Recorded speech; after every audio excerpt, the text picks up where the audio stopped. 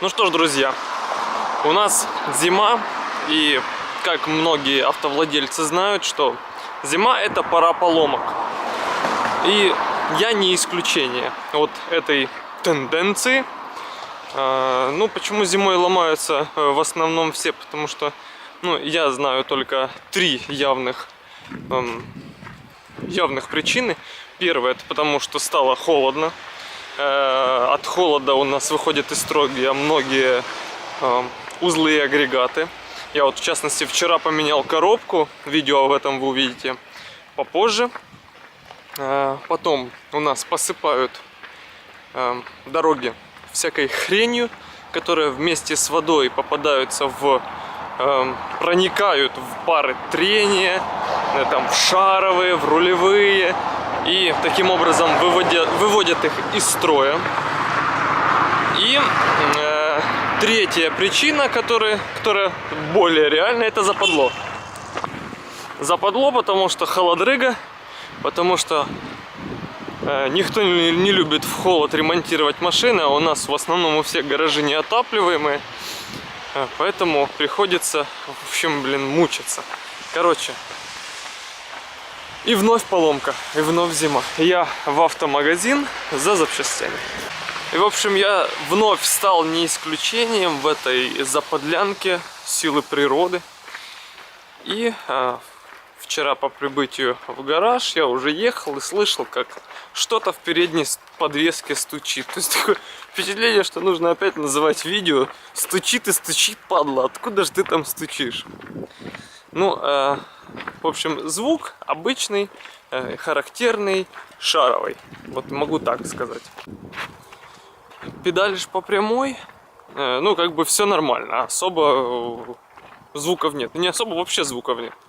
Но как только ты попадаешь на лежачего полицейского, ямки или вот такого вот качества дорогу, да, где уже снегом сделались выбоинки вот такие, начинается очень жесткий стук на каждой ямке.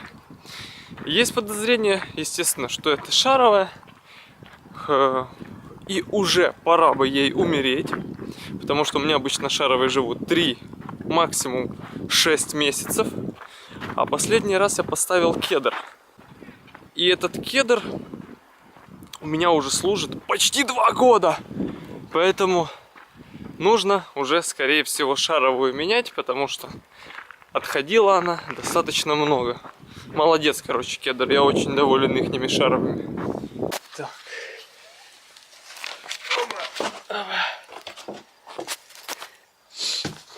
Так, ну, поскольку замена шаровой — это целое дело, сейчас тут надо чуть-чуть разгребстись. Сразу же не хочется лезть в нее, потому что, ну, а вдруг еще все-таки есть шанс, что это, я не знаю, сайлентблок, что это какой-нибудь резинка амортизатора. В общем-то, это все нужно обсмотреть с этой стороны, что стучит. Сайлентблоки, конечно, немного в ушатанном состоянии, но не в таком прям уж критичном. Рулевая явных люфтов не имеет. Стабилизатор тоже, но что-то стучит. Блин, шаровая, скорее всего. Опа! Стоп! Вот в чем проблема. Видно вам, не видно? Это всего лишь втулка амортизатора. Прикол.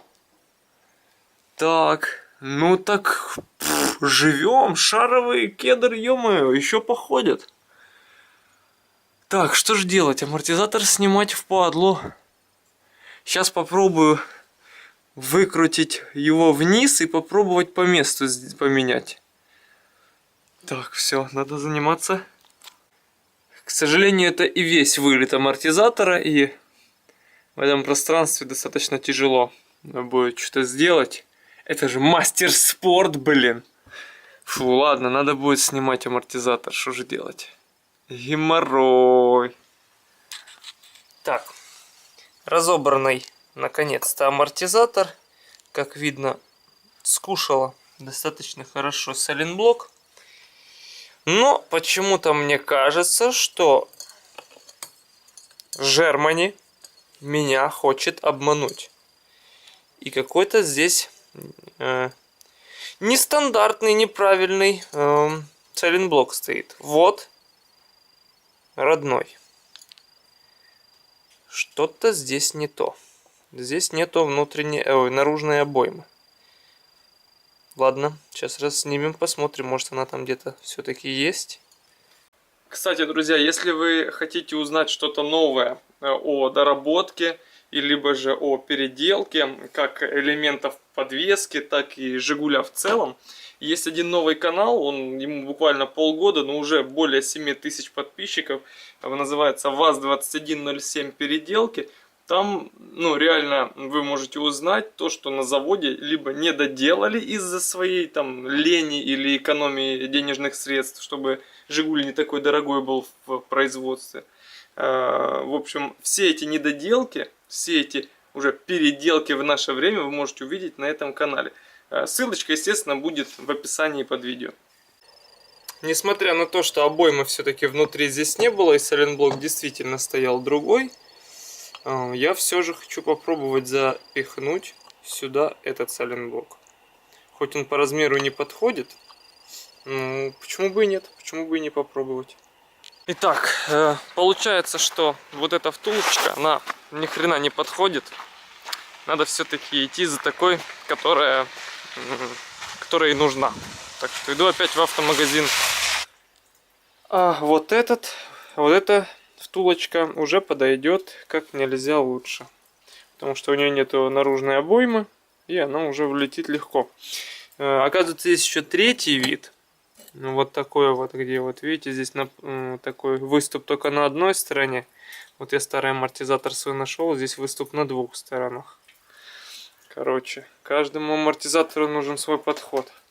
Ладно, сейчас в тесочке обмазать это все дело смазочкой и запхнуть. В итоге, друзья, мы имеем неприятную новость. У кого маленькие тиски в гараже, тот без особых усилий не сможет сделать эту процедуру. Здесь нужны большие тиски.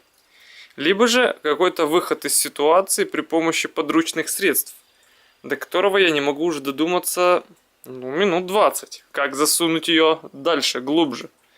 Размаха тисков не хватает. Подставки, головки, это все не влазит в тиски. И, блин, короче, надо большие тиски. Поэтому выходом из ситуации на данный момент будет замена на другой амортизатор, у которого все нормально. Но все же я ее добью. Так, все, аморт установлен. Будет черненький, с этой стороны желтенький. Ну ладно. Да-да, ребят, вот так вот заводов иногда бывает. Что ставишь то, что есть в гараже, и все. И машина, главное, поехала дальше.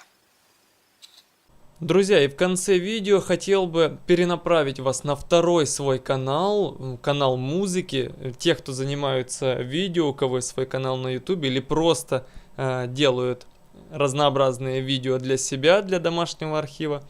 Музыка, которая не имеет авторских прав, представлена у меня на втором канале. Так что подписывайтесь, берите музыку, используйте в своих личных целях.